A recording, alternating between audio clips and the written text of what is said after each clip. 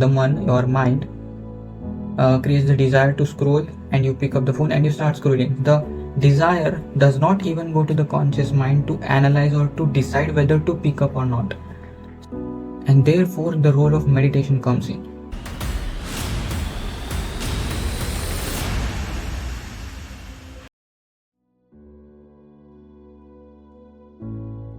So first, let's understand the source of the desire, Ichha ka srot.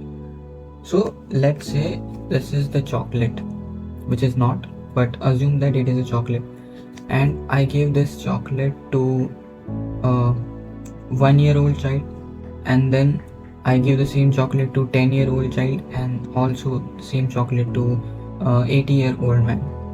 So the 1-year-old child may not want to eat this because he has never seen what is the chocolate in his entire lifetime.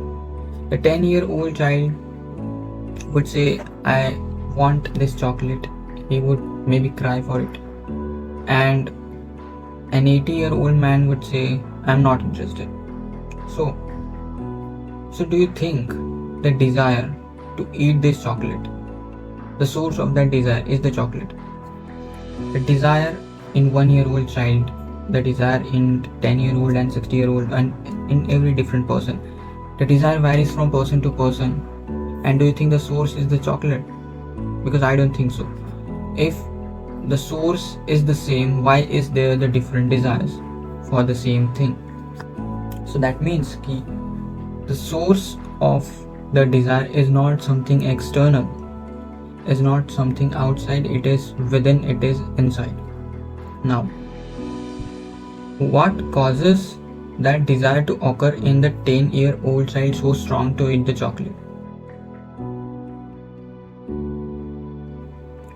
It is because of the memory he has, the neural pathway he has in his mind, that what is that, or you can say how the chocolate tastes like. So that memory is the very root cause of the desire. There are other sources of desire also, like vasanas, impressions, sanskars, but that comes under the causal body. So we have astral body and causal body inside this body. So that is different thing, and maybe I will create another video on that. But the point of this video is to explain you the source of the desire being memory also. So if the 10-year-old child has strong desire for this chocolate, and it is because he knows how does it taste like. So that memory is the neural pathway, and it is the mind. So I have created a separate video on conscious mind versus subconscious mind. You can watch that. So the mind is something which has the memory, and because of which the desire occurs. Now let's talk something about triggers. So what are the triggers?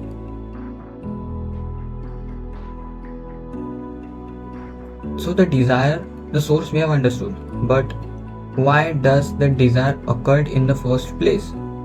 So when you will see the 10-year-old child was just sitting or might be doing something else, there was no desire.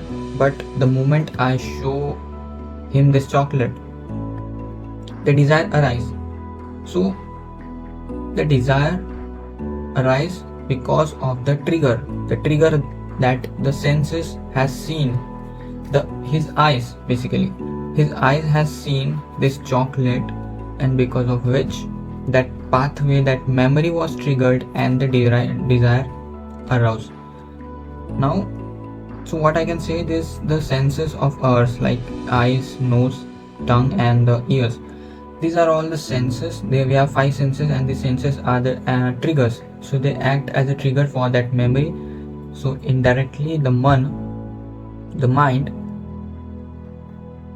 creates desire.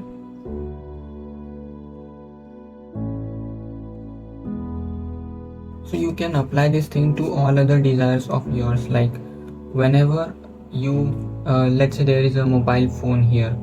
So there is no desire for scrolling at first, but when you see that mobile, that trigger is because of your eyes, the senses, and then your mind, the memory, knows what is in that phone, that scrolling memory that old dopamine or that comes into your mind and desire arises, and you pick up the phone and then start scrolling. So this was the whole idea behind this, but we have understood the source and the triggers as well.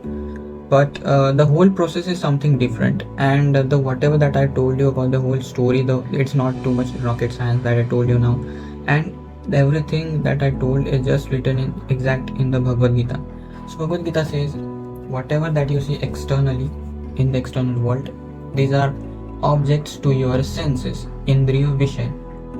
And when the senses, the indriyas, when they see it, जब इंद्रिय विषयों को देखते हैं, यानी कि like sense it, ears listen the noise, eyes sees what it is, nose smells it. So this whatever that smells, it becomes the object, it becomes the indriya vishay, and the sensory organ, the nose that smells, becomes the indriya. And this indriya gives commands to the man, that is the mind, that is the memory. So it gives command that I want to experience that, and mind is the memory जिसके अंदर वो सारी चीज़ें हैं, that how does it taste like, how does it smells like, and he want to experience it again because of ahankar. So to experience it again, it sends commands to the buddhi, the intellect.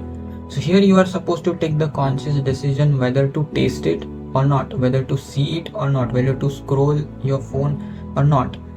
But that very moment we have to take the decision whether what to do or not. So this was supposed to be the whole process, but nowadays it's like what is happening around us. The attention span is being reduced so fast, and rapidly we are going toward the lower side of consciousness.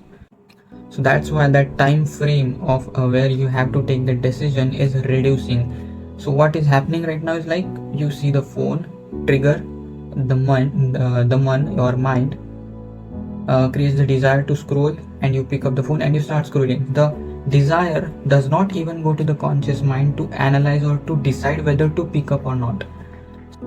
And therefore the role of meditation comes in. What meditation does to you is that it increases your attention span and it makes you more focused toward your inner side, inner world, and therefore you will be able to see and you will be able to catch that very moment when that decision occurs to pick up the phone or not.